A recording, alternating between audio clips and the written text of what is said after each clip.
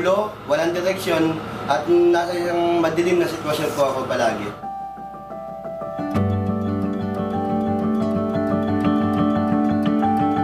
Ako po si Winifredo Ambas Jr.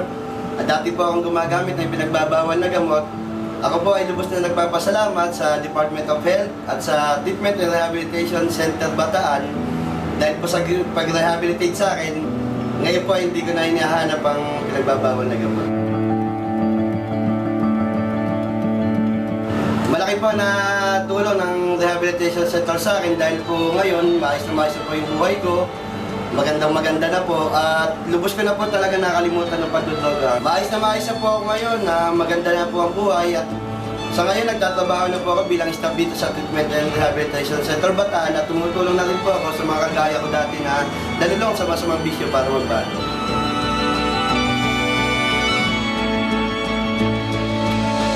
Yung sa mga gumagamit po ng pinagbabawal na gamot dyan, tigilan nyo na po. Wala pong magandang idudulot sa buhay nyo yan. Puro problema. Ito lang po ang inyong tandaan, sa bisyo, wala kang panalo.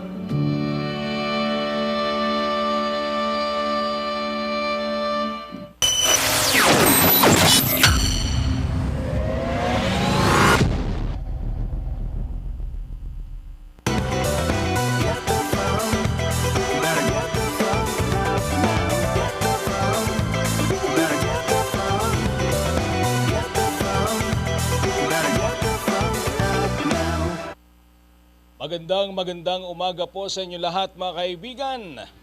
Araw po ng Martes, uli pong sumasa inyo ang boses ng bayan. Kumusta po kayo? Kumusta po ang ating mga kababayan dito po sa Baguio City, sa Benguet, sa La Union, okay? Pangasinan, Nueva Ecija, Ilocos Sur at Ilocos Norte. Maging po sa ating mga kababayan, yan po sa Bulacan at Tarlac.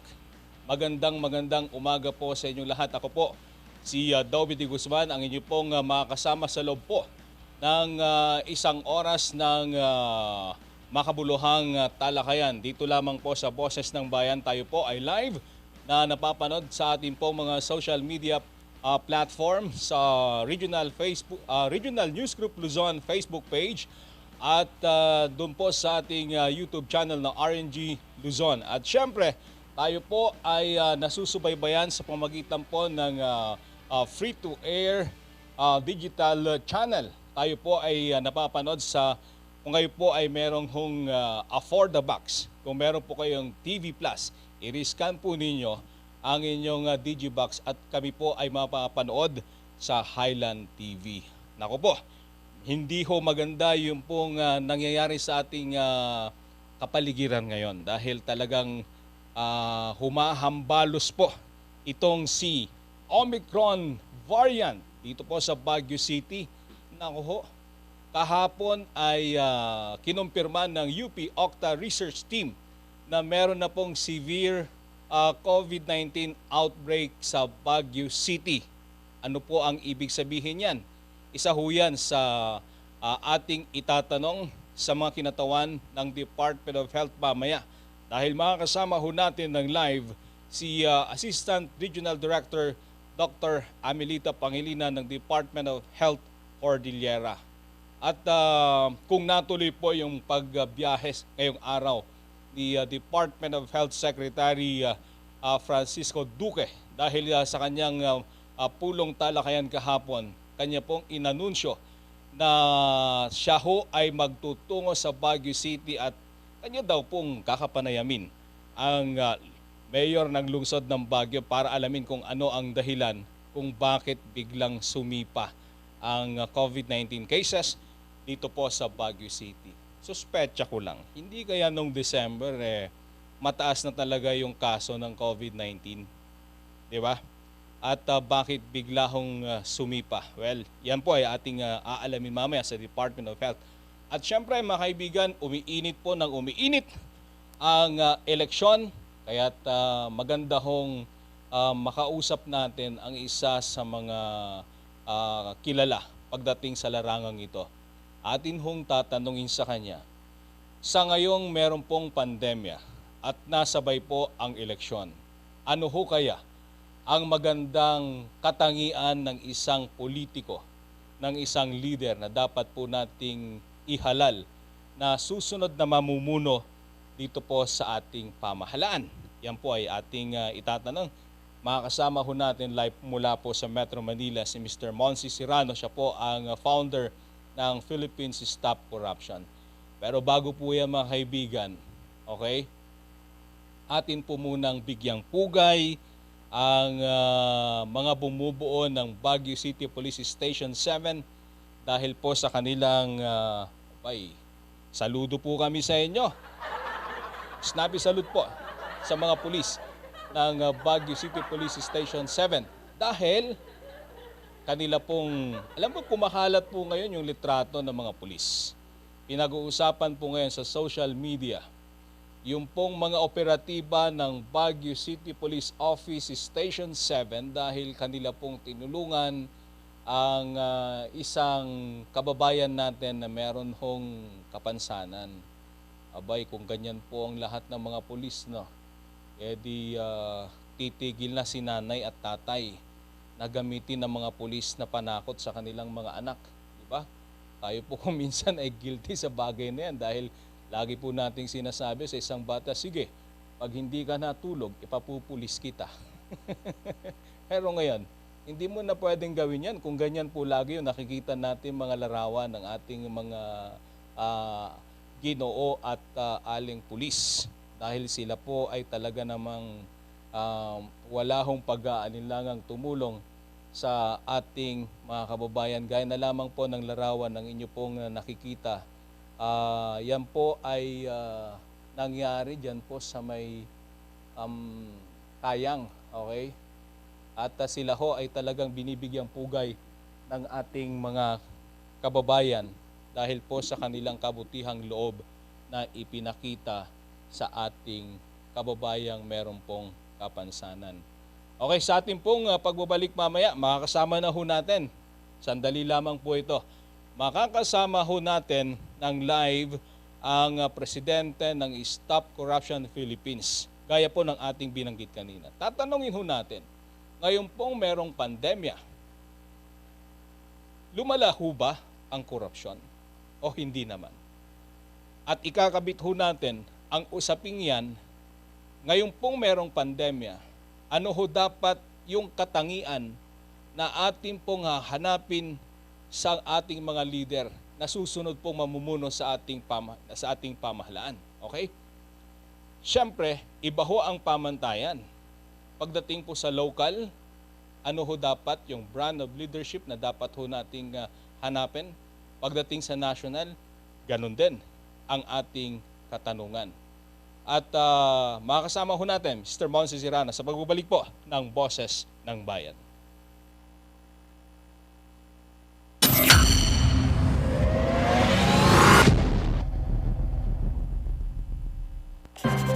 Ang saranggola at ang tali nito ay maaaring lumapit, sumabit o bumuhol sa linya ng kuryente. Dahil sa lakas ng kuryenteng dumadaloy sa linyang ito, ang paglapit at pagdikit ng anumang bagay na hawak ng tao tulad ng tali ng saranggola ay maaaring daluyin ng kuryente at maging sanhi ng aksidente o pagkamatay. Maaari ring maantala ang daloy ng kuryente dahil dito. Ang paalalang ito ay mula po sa NGCP. Hear the music of our hearts. Let our music take you there. The star will take you everywhere, bringing music closer to your heart. The star will take you there. Patuloy pa rin ang laban natin sa COVID-19. And together, we can beat the solution. B. Bawal walang mask. I. Isanitize sa mga kamay. Iwas hawak sa mga bagay. D. Dumistansya ng 1 metro. A. Alamin ang totoong impormasyon tungkol sa COVID-19. Protektahan natin ang sarili at mga mahal sa buhay. BIDA, be the solution sa COVID-19. Pagplano ng pamilya, hawak mo sa iyong kamay. Kaya pumili na, pumili na.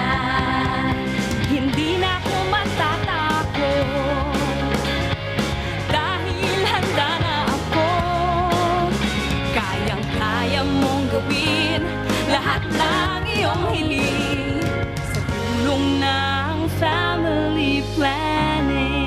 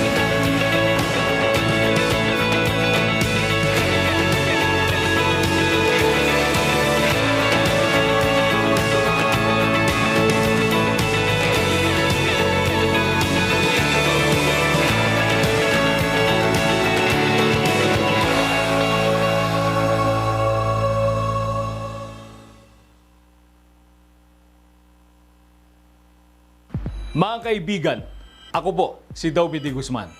Hanap nyo ba ay mabilis, tama at napapanahong balita?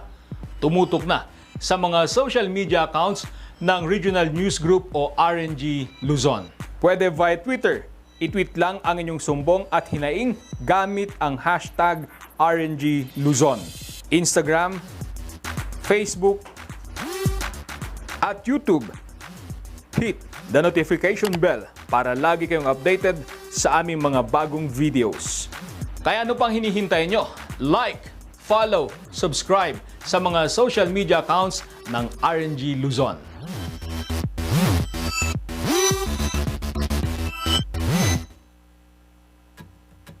Stressed ka na ba? Normal lang yan. Minsan, may mga pagkakataon lang talaga na no-overwhelm at nababahala tayo. Pero ngayon, may katuwang ka na. Ipinakikilala ang Lusog Isip, ang unang mobile app para matugunan ng mental health concerns na iniaangkop para sa mga Pilipino. May mga tools sa app na matutulungan kang mapangalagaan ang iyong sarili at kaisipan araw-araw. Sa Lusog Isip, may tulong na nakahanda para sa iyo sa ilang taps lang. I-download na ang Lusog Isip app para sa Healthy Pilipinas. Sa Lusog Isip app, maaabot na ang tulong na kailangan mo.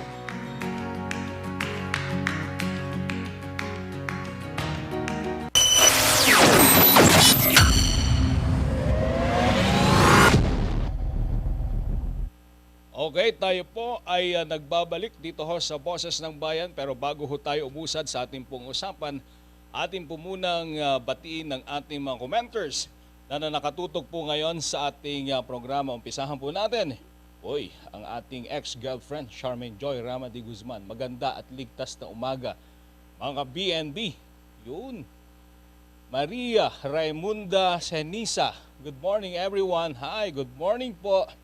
And, nakatutok din si Miss Shekinah Kudaw, ang isa sa ating mga host ng Morning Balitaktakan. Christian Zamora, good morning! Kumusta ka na kapatid? Kumusta ang Tarlac? Pagbutihin mo ang iyong pag-aaral. At nakatutok din po sa atin, Mr. Leandro Yangot, dati pong konsihal ng Baguio. Magandang umaga po. Kumusta na po kayo, sir? Ang kanya pong pagbati, magandang morning sa inyong lahat. Good morning! At Beverly Magches, mahaba ito, Engegeneza. New follower here po. Salamat po. Thank you so much po. Kayo po ay isa sa mga nagbibigay po ng lakas ng loob sa amin. Winter Gayaw. Oy, Winter, kamusta na? Lapit na summer ha. Papalit ka na rin ng pangalan. Magiging Summer Gayaw. Sir Amar mula po sa 13 Martires, Cavite. Good morning po sa inyong walang sawang pagtutok dito po sa ating programa. Mr. Monsi Serrano, siya po ang Philippine Stop Corruption founder. Magandang umaga po. Siya po ay makakasama natin live mula po sa Metro Manila. Sir, good morning.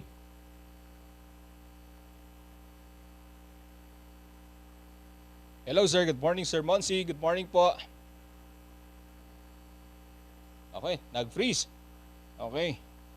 Babalikan po natin sa ating kabilang linya si Sir Monsi Serrano, The Wonders of Technology. Sir Monsi, good morning po. Ayun. Sir Monsi, good morning.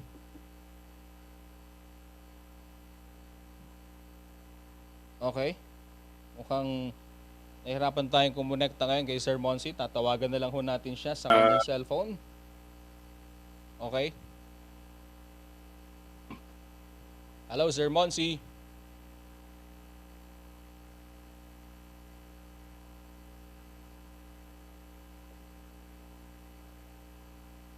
Okay, wala pa rin. Balikan na lang ho natin. Pagpupos po tayo ng maikling commercial break and then babalikan po natin ang ating pakikipag-usap kay Sir Monsi Serrano.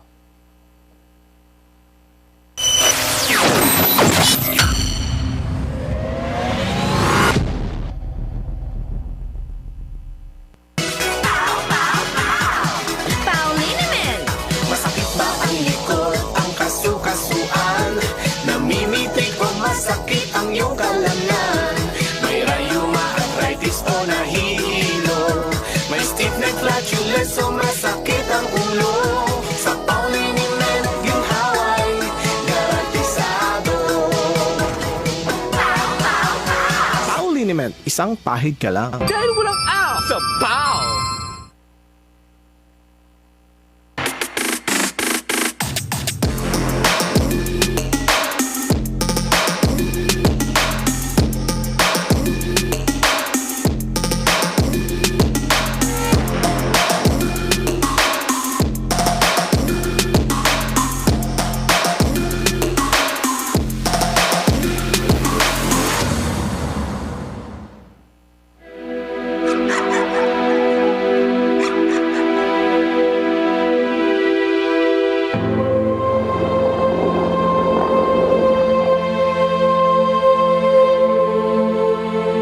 Idol kita, gusto ko maging katulad mo paglaki ko. Ang mga pangarap mo, kayang-kaya nating tuparin dahil lahat na ginagawa natin ay para sa mga kabataang katulad mo.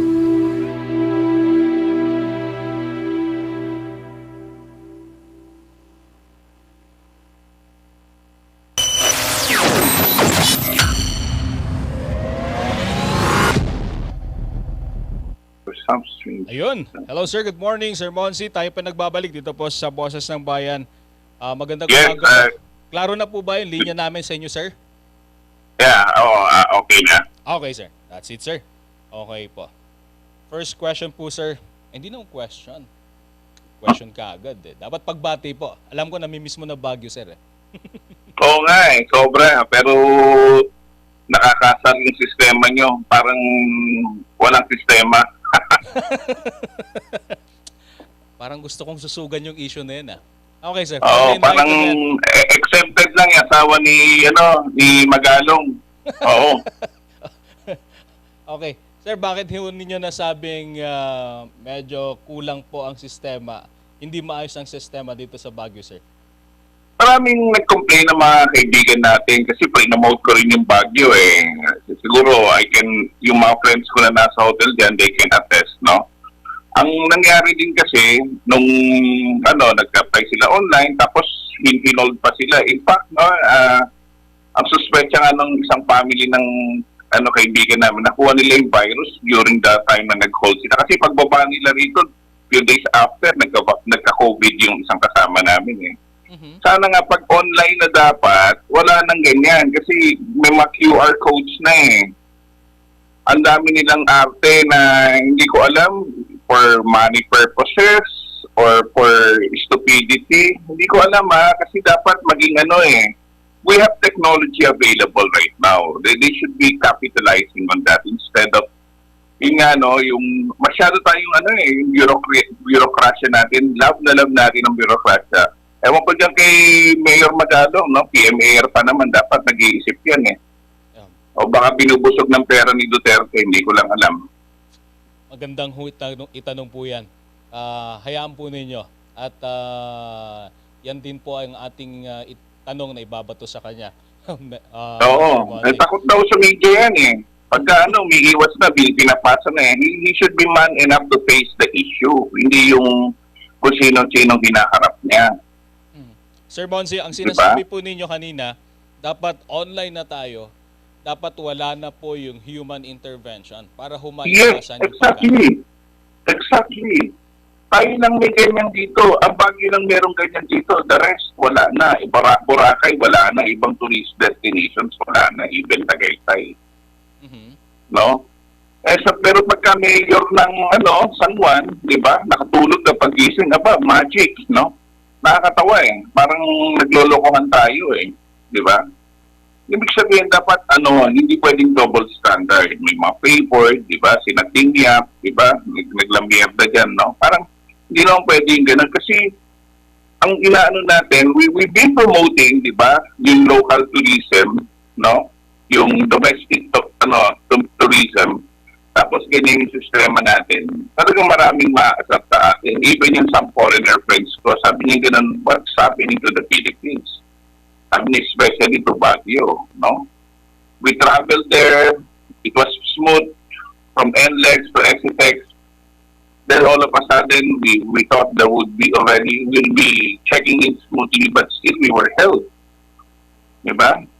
Bakit ganon? Bakit ganon yung system? Sana nga I hope they would reconsider their system, no? Kasi pagka i-insist nila yan, mawawalan sila ng turista, no? Ngayon, ang taas-taas ng COVID nyo. Why?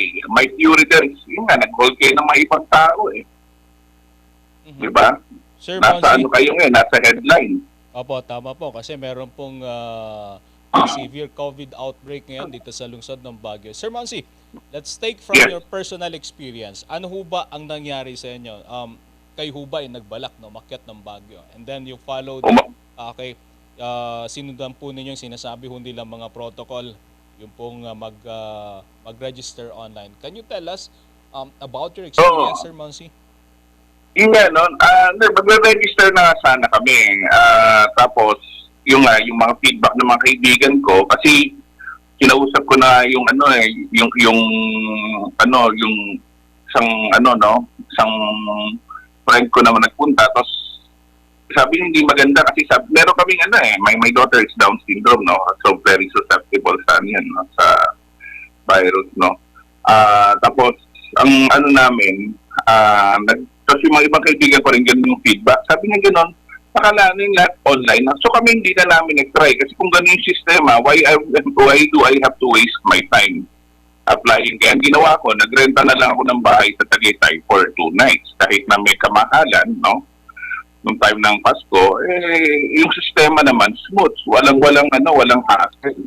Diba? Hindi yung ganyan na Kasi sa akin naman, it's not for us It's not for our convenience. It's for the convenience of tourists. And, there are already some, you already roll out, no, the online system. Tapos, if you're going to come up with a hybrid system na ganyan, it doesn't make sense. Pag online na lang lahat. Tama po. Okay. Diba? Kung gusto nyo makita yung kanilang vaccination card, i-scan nyo na lang. May mag-i-scan, may umiikot.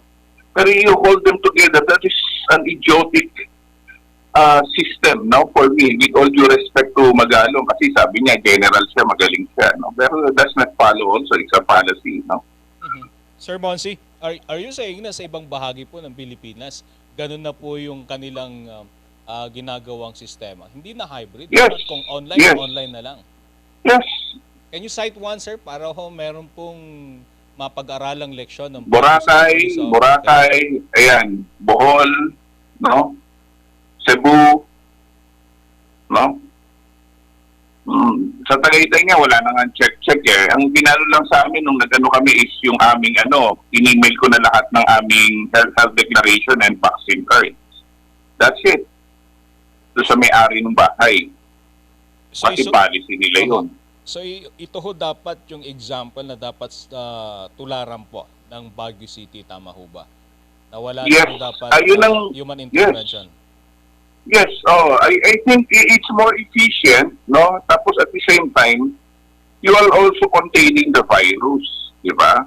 Kasi meron ka ng data ng mga tao na nagpunta dyan eh. Tapos ang gagawin na lang nila, if I may suggest, may waiver sila na ganito kung ano yung mangyari. Pipirma na sila rin online, sasubmit nila. Hindi yung ganyan, mag-aaksaya ka ng ilang oras. No, isang kaibigan ko na nasa diplomatic court, 3 oras sinold. Sino hindi mapipikon nun, di ba? After all, sir, ang final checkpoint ay yung po accommodation establishment. Tama ho ba? Kasi kung Yes, isang guest exactly. sa isang Dapat hotel, diretso na sila doon. okay. No? Kung wala siyang Tingnan nila, symptoms, review nila yung ano nila, yung kanilang physical procedure, how it's done, no? Ano ba yung mga hindi na kailangan? Di ba? Kasi kung may mga redundant na, kaya nga ako sinuggest ko sa ibang establishments, kunyari may regular guest kayo, tuwan-tuwa ngayon yung owner may regular guest kayo na nagpakita ng vaccine, ilang beses na ng vaccine card, automatic niya minamarkahan nyo na yan. Kasi paano nakapasok ng mall yan na hinihingi ng vaccine card kasi hihingan nyo na naman. And if along the process magkaroon po ng pandaraya, halimbawa tinanggap po na accommodation establishment ang isang guest, kahit siya po ay may sintomas ng COVID-19, dapat ang habulin yung po ang accommodation establishment. Tama ho ba? Oh. So they will now be on their toes, no? To implement and to ensure that they will not be accepting guests with symptoms.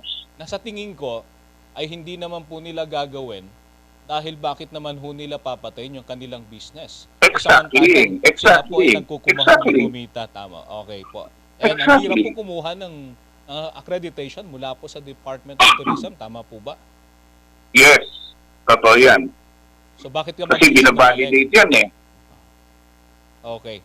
Sir Monsi, Yes. sana ho, yung pong inyo pong binanggit na experience ay marinig ng ating mga henyo sa Baguio City Hall. Nang sa gayon ay meron po silang mapag-aralan, magkaroon ng example na pwede ho nilang tularan para tama ho yung sabi ninyo, mas mabuti at mas maayos para sa mga turistang umakyat sa Baguio. And at the same time, shooting 2 birds with 1 stone, mas maiiwasan po ang pagkalat ng COVID-19 dahil Exactly. wala na pong human intervention. Exactly. Yun yung punto ko eh. Tsaka siguro, sa tingin ko, nagkakapera rin sila dyan, kaya nila gusto yan eh. Kasi the more na may dumadaan sa basta may mga human intervention, may pera dyan. Yung As Magalong, di ba, nasakot siya sa drugs dati. Di ba? Oo. Okay. Sir, maganda po yung segue na binitawan ninyo. Tamang-tama po. Tatawid po tayo po sa ating susunod na topic. Ngayon pong may pandemya, bilang founder po ng Stop Corruption Philippines, sa inyo pong monitoring, sa inyo pong pag-aaral, sa inyo pong pakikipag-ugnayan sa iba't iba pong ahensya ng gobyerno, sa tingin po ninyo, nabawasan ho ba o lumala ang korupsyon sa Pilipinas? Lumala. Worse than ever. Mother of all scandals. Ang parang manina lang eh. Alam mo, sabi ko nga sa iyo, may pera sa pandemya. No? Nakikita naman natin yan. We cannot deny that. Kasi kada kibot mo, pera eh. Yun nga yung nakakalungkot. Ito yung pagkakataon, no? Isa na lang corruption natin, Sir Dobby, ang tignan na lang natin, di ba nag-post nga ako niya, maraming ang nag-sad, kasi tignan na lang natin, no, even yung mga taga-gobyerno nag-react dun sa post ko. Ano nangyari, di ba? Meron tayong dinevelop na COVID testing kits, yung ating Filipino scientists, yung magagaling na natin, no? In-approve yan, na niyabang na yan, nilabas na sa news yan, etc. Pagdating sa DOH ni-reject. Kausap ko nga yung USEC ng isang taga-government. Sabi ko sa kanya, look, sabi kong gano'n, ang dami natin tinapon na testing kits. Sabi ko sa kanya, kung kumuha tayo, sinuporta ng gobyerno ang ating mga scientists, kailangan ang mindset mo medyo medyo advanced, medyo business type, di ba? Tayo nag-develop ng testing kits for COVID. Magkakatrabaho dito, makikilala ang Pilipinas, di ba? Ano ba mangyayari? Makakapag-export pa tayo. And then, import tayo ng ng COVID testing kits, di ba? Yun yung nakakalungkot na sinasabi natin. Na Parang wala na ba tayong wala na ba tayong pag-asa? 'Di ba? Mhm. So, Na na ang natin puro na lang tayo pagkakaperahan ng iniisip natin. Yun yung nakakalungkot. Sana kaya nga the corruption has worsened kasi yung pandemya naging source of corruption yan. Yung nakakalungkot na hindi dapat naman talaga. Kasi in this time of crisis, we should be more compassionate rather than being corrupt, being so abusive dun sa nangyayari dun sa sistema natin. No? Ginagarapan lahat nga ng tibot. Alam mo ba, alam naman natin din yan, no? Yung roll out ng ng booster, etc. Nangyari yan. Hindi naman effort ng gobyerno yan, nakasaw-saw sila Ang ganda nga sabi nung hapon sa akin na kaibigan ko no? Napakaganda nung sinabi niya, no? Na maganda ba ito, sampal dito sa sa gobyerno natin na ang sabi nga niya dun sa akin, kasi sabi ko, there's a booster shot, sabi kong gano'n. Sabi kong ganda, sabi niya, that's very good, sabi niya gano'n, thanks to the, sabi niya gano'n, to the private sector, sabi niya gano'n. Sabi niya, the government is just taking juice without squeezing. Sabi niya gano'n. Because bakit na sinabi yun? Kasi nilagay nila yung logo nila na ganito, ganyan. Pero ang unang ang effort naman yan, yung mga private sectors. Kasi niyayabang nila na meron na tayong, sabi niya, meron na tayong, marami tayong vaccine.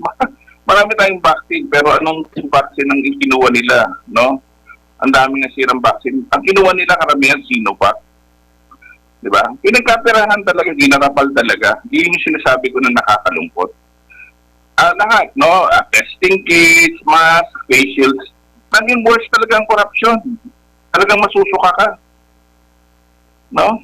Masusuka ka. mhm. Ewan ko kung hindi sila nasusuka, no? Lahat yan, across, all, hindi lang sa national government, even sa local government. Nangyari yan, no? Di ba, tinapon natin, no? Ilan ang tinapon natin? 550 million na COVID test, no?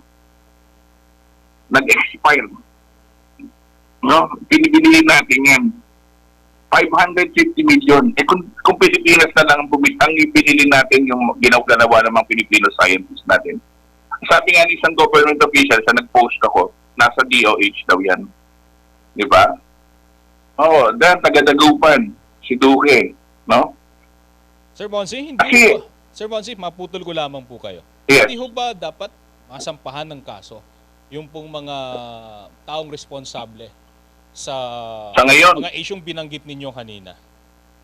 Sa ngayon, no, ang na yan, hindi na kailangan mo ng kasi huwag na natin ubusin yung energy natin, pagkatapos ng hablayan.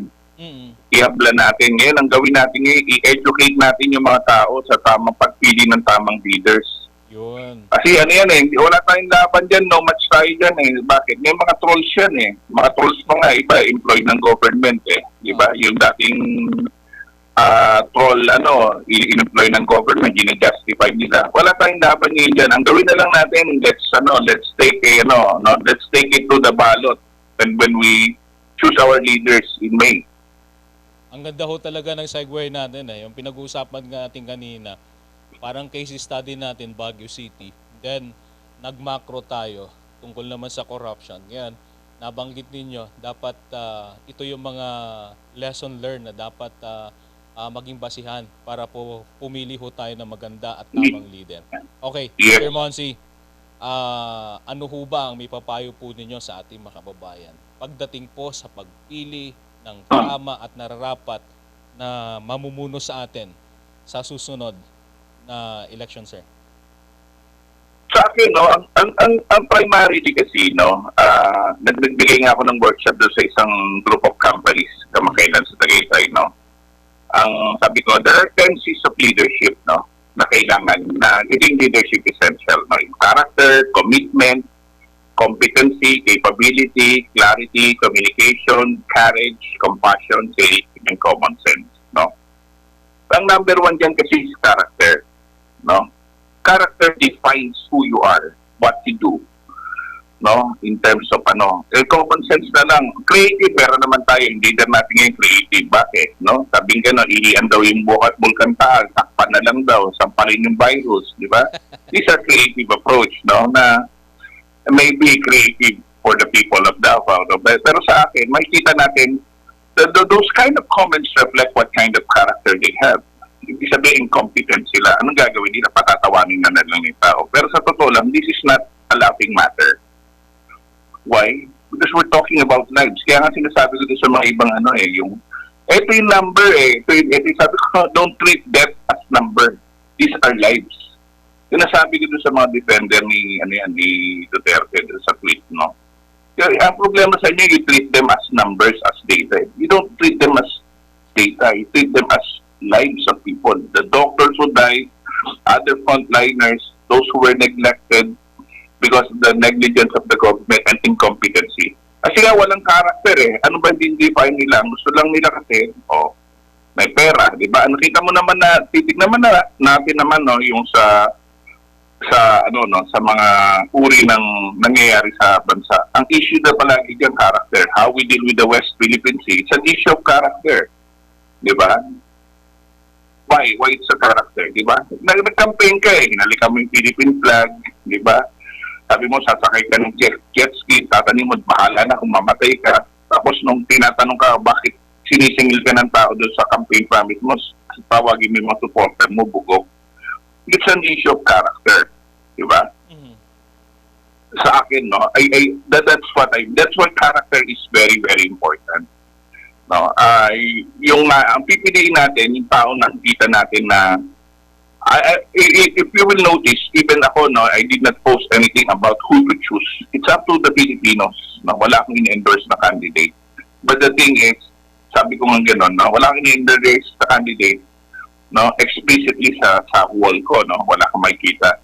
Pero sa akin, ang number one ko kasi, ang patayin ko, character. Sino ba may tunay na, no, papat, no, yung kanyang character. Kasi pag sinabi mong character, hindi lang to yung kagandahang lalaki, kagandahang babae. Ito yung asal, no, yung pagkatao ng tao. No? How are you going to, the true character, comes out during the time of crisis. No? Na hindi ka lolokoy, hindi ka pagkakwerpahan, hindi yan ayun yung sinasabi natin na character. Kaya I hope na yung ating mga kababayan makapili sila, no? Manuring sila kasi kaya nga tayo may utak di ba? Ginagamit yan ang gamitin natin, no? Yun nga, okay, pinapatawa tayo, minsan niloloko na tayo, pero nagtatanga-tangahan pa rin tayo. Isipin din natin palagi na ang nakataya dito yung kinabukasan natin, kinabukasan ng anak nyo, no? Yun yung karamihan, kung long-term mag-isip ang tao, sa akin, Sir Dovie, I think marirealize na nila na kailangan mamili na sila ng bagong karakter. Test itong nangyari sa akin. The 6 years was talagang problematic yung 6 years natin yan, no? Ang joke nga namin ng mga kaibigan ko, di ba sabi nila malasakit? Hindi, sabi ko malas at may sakit, no? Marami nagkasakit, marami minalas tayo, no? Maybe because siguro yung sino ba namang leader makita mo nagmumura, no? Stupid God, no? I think that reflects well about the character. Regardless of the religion, you don't mock someone's God, no? So subukan niyang gawin niya sa mga kapatid nating Muslim, bastusin niya si Allah. Baka bukas mawala na siya sa mundo, no? Kaya nga ibig sabihin, the character is the key to everything. Everything else follows, no? Pag wala kang character, useless yung kasi it's not your galing, hindi yung galing mo, yung talent mo, yung skills mo magdadala sa bansa para makilala tayo at maging attractive sa mga mamumuhunan, yung character natin. Diba? Kasi right now, ang problema natin ngayon, sinasabi ko in my TV interviews, it would take around 10 years bago tayo makarecover economically dahil sa pandemya. No, ang dami natin baon na baon tayo sa utang. Ako, inaano ko yan yung mga donations ng mga embassies, no, sa Pilipinas. Pero pa yung vaccines, ha. Kung tutusin mo, nasan ba yan? Di ba? Meron ba tayong nakikitang development yan? Di ba? Ginagawa ka nilang fundraising ang pandemya eh. Di ba? Naramdaman ba ng tao yan? Di ba? Okay. Sir Bonsi, character, yung nabanggit nyo kanina, susunod is competence. Character, commitment, competency, capability, clarity, communication, courage, compassion, creative, no, and common sense. Mahirap yatang hanapin yun, sir, ah. Oh, pero at least we have to set our ideal leaders kasi Sir Dobby eh. Totoo mahirap yan, no? It's not easy to find that. But the moment we find that one, or even the closest, I believe tayo eh. Aangat tayo eh. Sayang eh. Nandun na tayo sa momentum natin, no? Ngayon, ano ba nangyari nung panahon niya? No? Naglayasan ng mga Hapon, di ba? Naglayasan ng mga ibang investors na Japanese lumipat sa Thailand. We're way behind, we're way behind. Kaya nga ilusyon ni Alan Gaetano na we're like Singapore. Pucha, we're not like Singapore. We're getting towards Myanmar or Laos, di ba? Bakit? Na-overtake na tayo ng ng mga Vietnam. Baka Cambodia o ma-overtake na tayo, di ba? Ng Thailand. Kaya hindi na malabo eh. Kasi ang nag-aalisan yung mga investors saan nagpupunta doon sa bansa nila. Kasi walang ma-offer na maganda ang Pilipinas.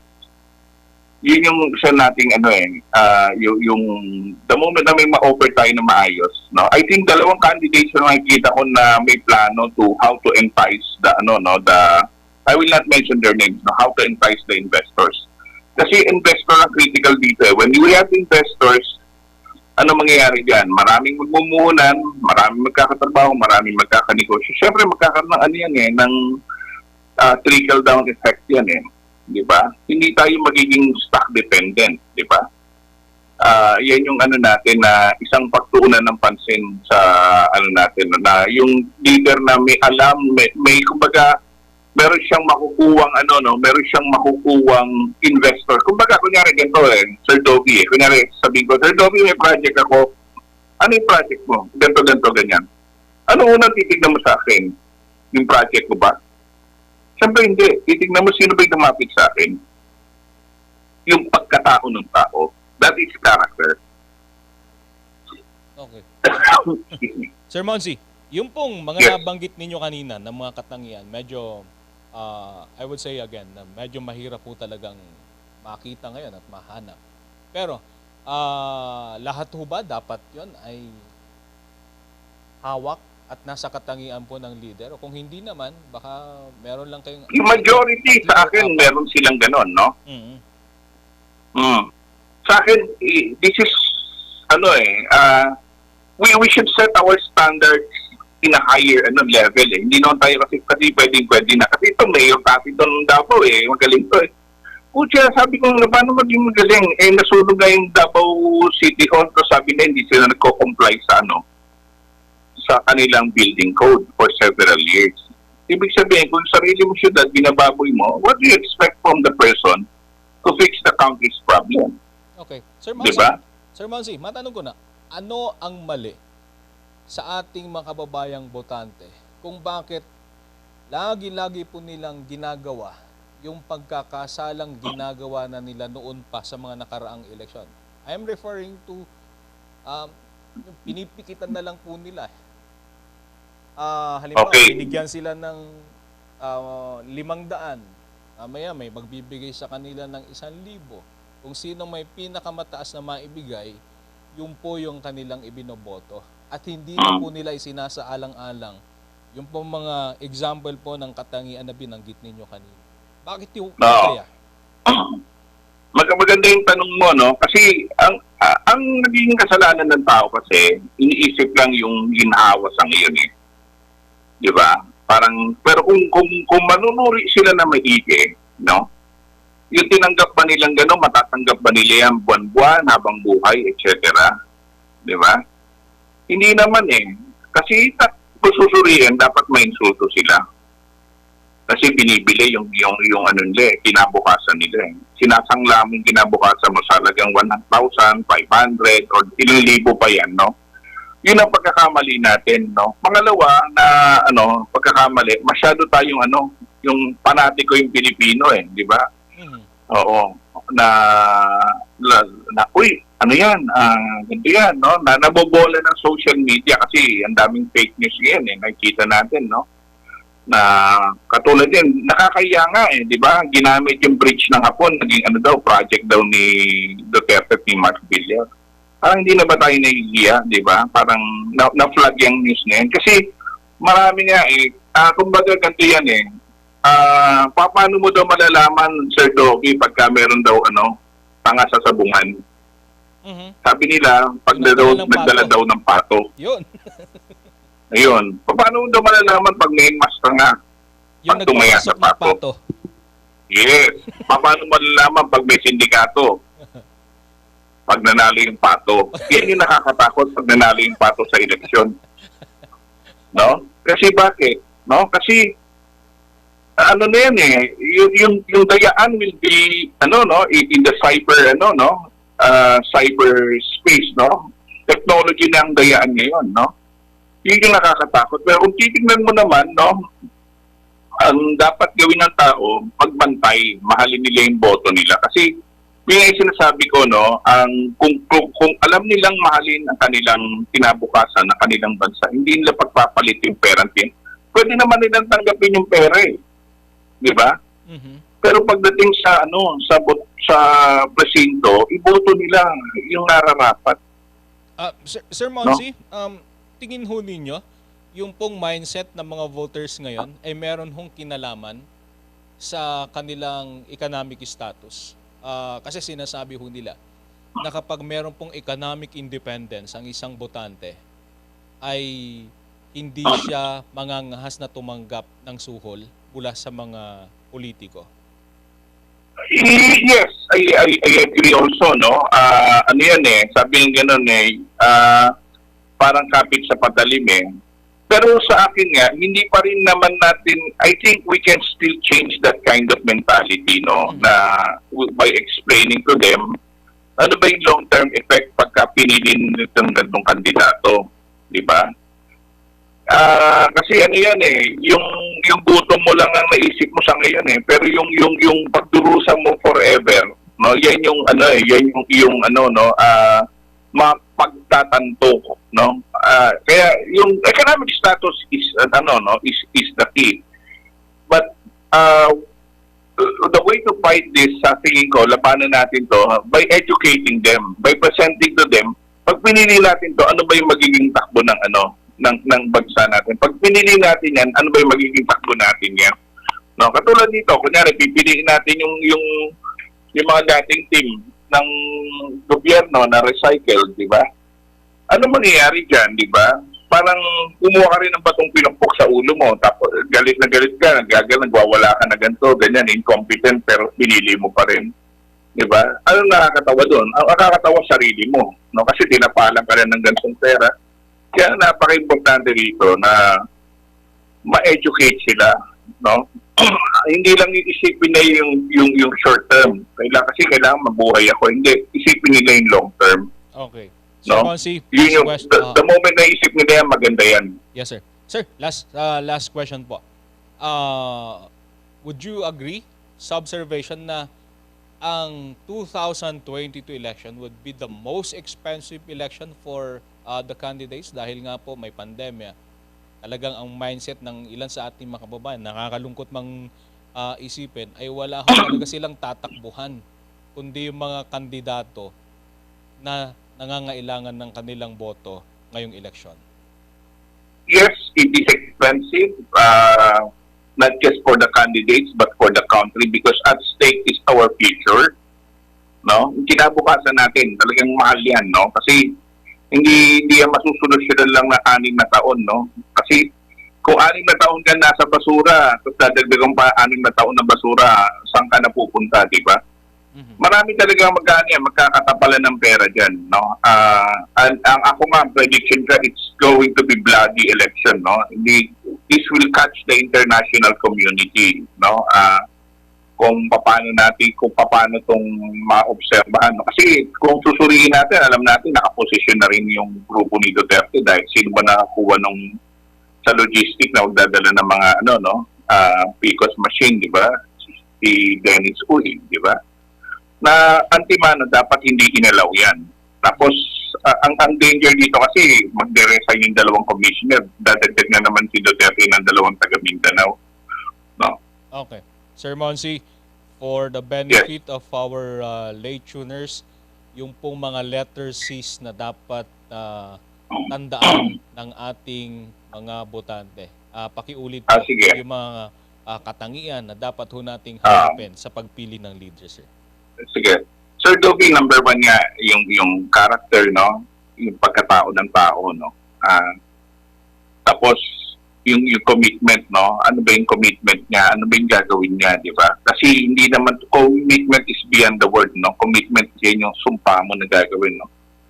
Yung competency, yung kakayahan. Ano ba yung kakayahan niya, no? Di ba?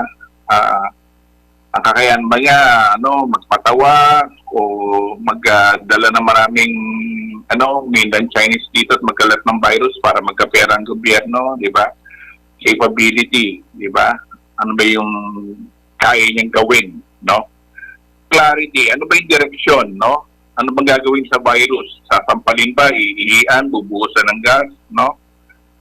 Communication, no? Katulad yan, no? Communication should be clear in as much as there's clarity, no? Communication, di ba? Sabi nga niya nung September, no? Hindi na kailangan ng booster kasi delikado daw. Biglang kumampi sila kamakailan, no? Kasi nga, ang nangyari, hindi niya alam eh. Di ba? No, communication should be clear also. Courage, no?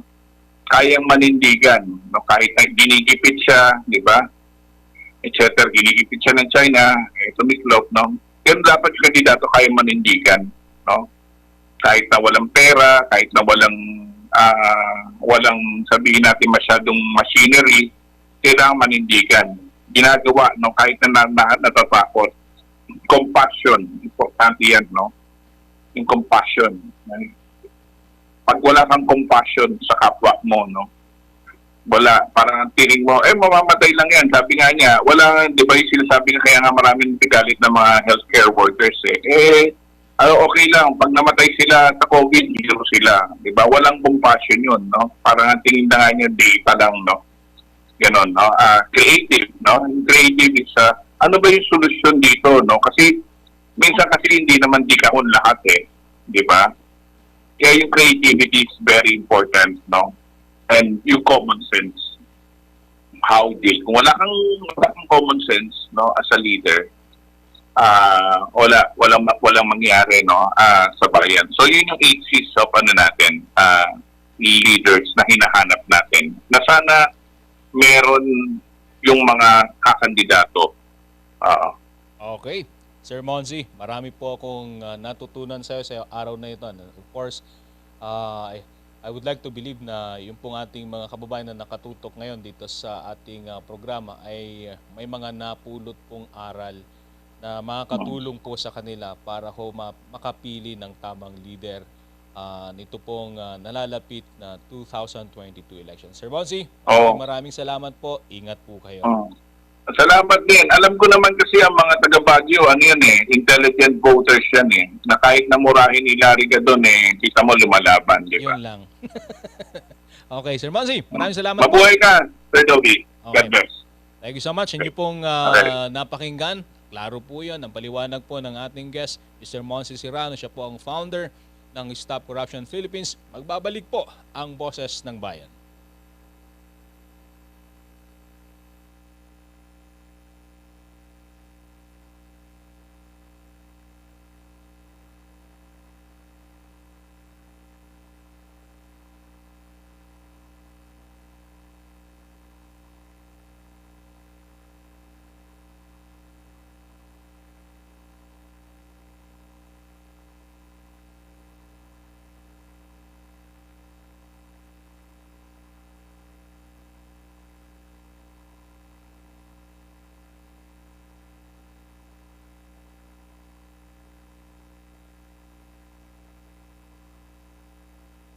Good morning, TJ Home Builders po.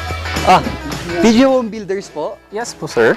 Sir, paano po umorder online ng mga hardware supplies? Yes po, sir. Madali lang naman pong mag-order through our Facebook page po. Punta lang po kayo sa facebook.com/tjhomebuilders at i-message nyo na lang po kami doon at mayroon lang pong sasagot sa inyo.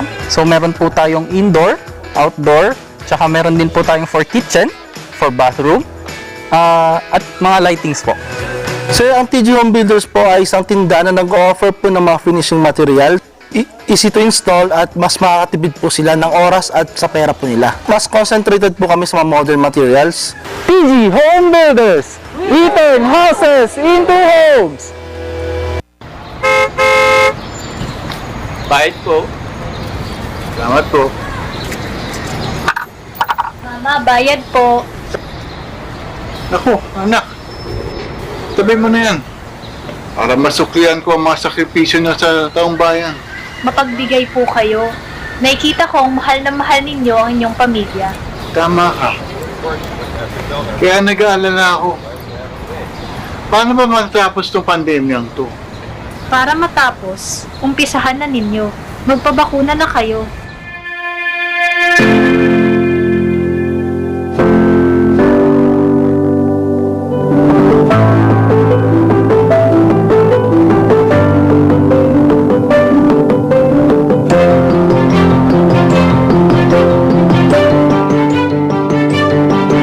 Dahil mahal ko kayo, magpapabakuna ako.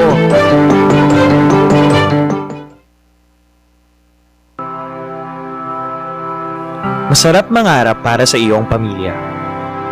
Si Junior, magiging doktor. Si May, magiging engineer. At si Paolo, magiging sikat na chef. Di ba magandang makita mo silang lumaki? Ang kinabukasan nila, nagsisimula sa araw-araw mong pag-iingat. Magsuot ng helmet.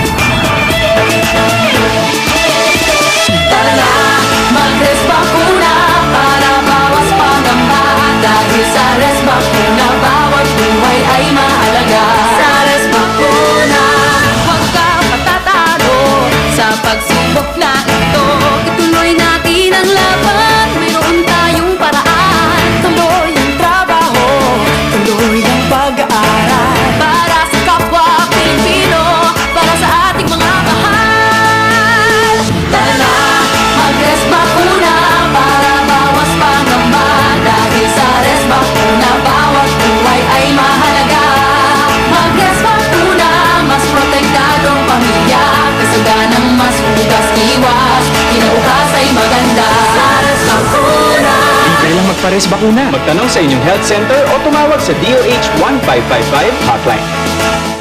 Paglagon ng pamilya, hawak mo sa iyong kamay. Kaya pumili na. Hindi na ako matatakot. Dahil handa na ako.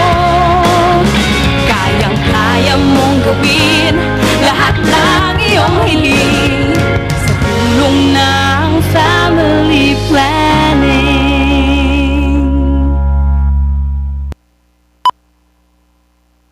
Nakukulang sa funds with benefits mo. Di na ba nag-e-enjoy sa kanya? Sa pag-ibig, the more you save, the more you get. Think long term para no regrets. Give more to your pag-ibig, get more love in return. Sa pag-ibig fund, your dreams will come true. Upgrade your pag-ibig na. Dahil bakunado na kami, wala na kami pangambang makipagkamustahan. Hindi na kami mag-aalalang lumabas ng bahay. Dahil bakunado na kami magkakaibigan, mas enjoy na tuwing magkikita-kita. Salamat sa bakuna, panatag na ako makapagsisimba. Wala na ding takot tuwing bonding time ng buong pamilya. Rest bakuna na para pwede na ulit ang buhay na masaya. At walang pangamba, libre lang magpabakuna. Magtanong kayo sa inyong health center o sa lokal na pamahalaan.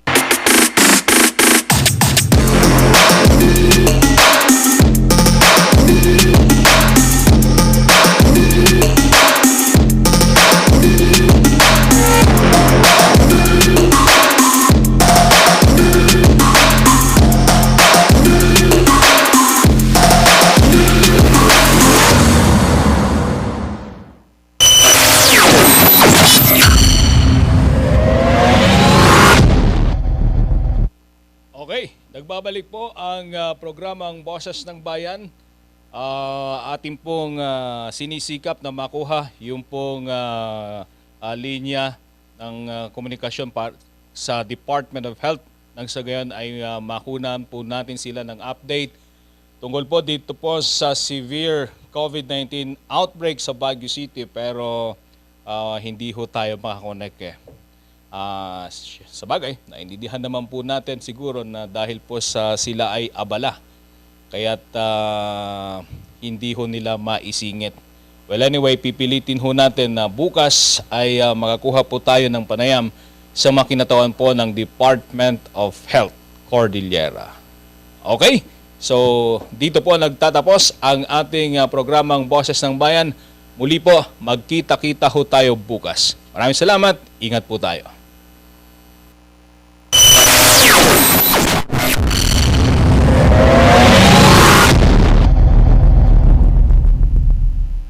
Mga kaibigan, ako po si Dopey D. Guzman. Hanap nyo ba